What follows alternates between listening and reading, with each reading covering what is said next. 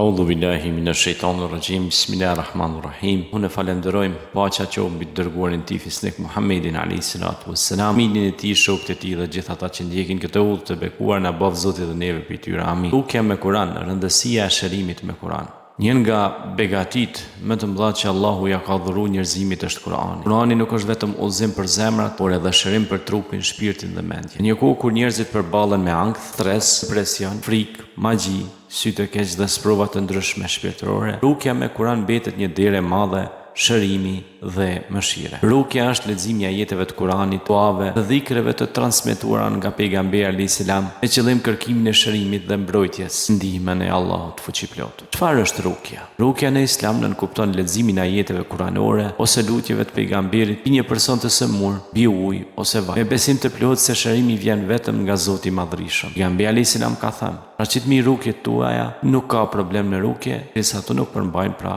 thënie shirku." Transmeton Imam Muslimi. Kjo tregon qartë rukja është e lejuar, madje e preferuar aq sa bazohet në Kur'an dhe Sunet. Rukja nuk është magji, nuk është supersticion, nuk ka lidhje me shirku, por kryhet sipas Islamit. Është ibadet dhe mbështetje tek Allah. Kur'ani është shërim. Allahu thot në Kur'an: "Wa nunazzilu minal Qur'ani ma huwa shifaa'un wa rahmatun lil mu'minin wa la yazidu adh-dhalimina illa khasara." E shpallëm nga Kur'ani atë që është shërim dhe mëshirë për besimtarët, edhe pse këta nuk e dojnë mosbesuesit. Surja Isra. Ky ajet është themelor për temën e rukjes. Allahu e cilëson Kur'anin si shifa, shërim. Ky shërim përfshin shërimin e zemrës nga dyshimet, shërimin e shpirtit nga frika dhe ankthi, shërimin nga ndikimet e shejtanit, shërimin fizik me lejen e Allahut. Allahu Teala thot surën Yunus: "O njerëz, ju erdhi këshill nga Zoti juaj, shërim për atë që gjendet në gjokset tuaja." Sëmundjet nuk janë vetëm trupore, ka plagë që nuk shihen, presioni, frika, rreshtimi, zvezdet dhe sulmet ndryshme shpirtërore. Kurani dëpërton aty ku ilaçi material nuk arrin. Rëndësia e rukjes në jetën e besimtarit. Besimtari di se çdo sprovë ndodh me lejen e Zotit. Prandaj ai i drejtohet Allahut, Zotit fuqiplot, para çdo gjëje. Rukja forcon njohshmërinë, tauhidin. Kur njeriu bën rukje e pranon se shërimi vjen vetëm nga Allahu. "Wa idha maritu fa huwa yashfin." Allahu thot për Ibrahimin alayhis salam: "Dhe kurse murem ai më shëron." Pra Allahu është shërues. Sebepi është nga hoxha, mjeku, shëruesi i vërtet është Allahu. Pra njerëzit bëhen sebeb, shkencëtari pra është në këtë rast mjeku, dhe hoxha me këshillat shpirtërore, mentale, që të qetësojë dhe të lutet për besimtarin. Rukja forcon sabrin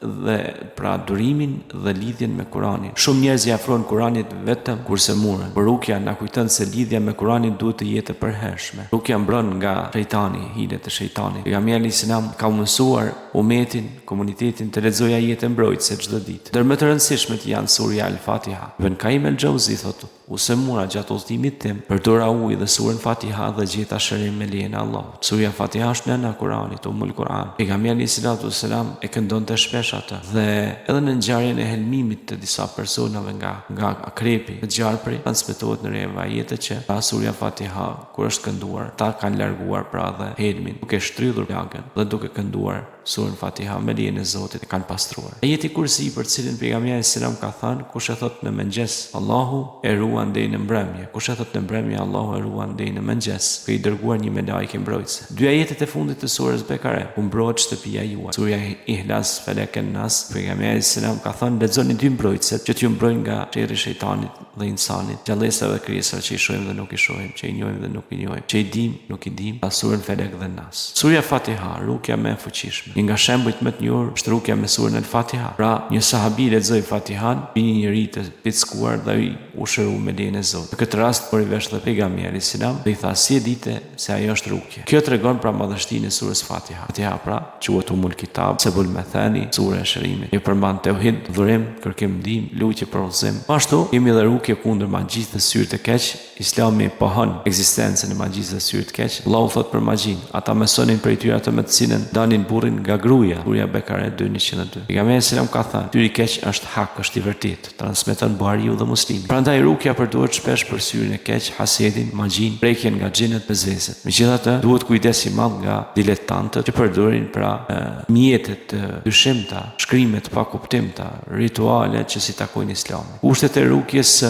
lejuar. Pra në një të jetë me Kur'an ose dua të sakta, jo me gjëra të panjohura. Të jetë në gjuhë të kuptueshme, që të dihet pra se nuk ka shirk. Të besohet se shërimi vjen vetëm nga Allahu. Nëse në rukje mungon pra Kur'ani, nuk ka bereqet aty domosdoshmë. Si bëhet rukja? Në formë thjeshtë është njëti sinqert për shërim. Abdes është e mundur. Leximi i Fatihas, pra marrja abdes, leximi i Fatihas, ajeti Kursi, Ihlasi 3 herë, Feleki 3 herë, Nas 3 herë. Në fryrje lehtë në duar ose ujë, duat, lutjet të shërimit. O Allah, Zoti i njerëzve, largoje smundjen, shëro sepse ti je shëruesi, nuk ka shërim tjetër përveç shërimit tënd. Prandaj njerëzit duhet të drejtohen te Kurani, aty ku këndohet Kurani, lexohet Kurani, aty ka begati të mëdha. Andaj fitoni këndimit të Kuranit, dëgjimit të Kuranit, lutjeve me Kuran, se aty do gjeni qetësinë shpirtërore dhe mendore.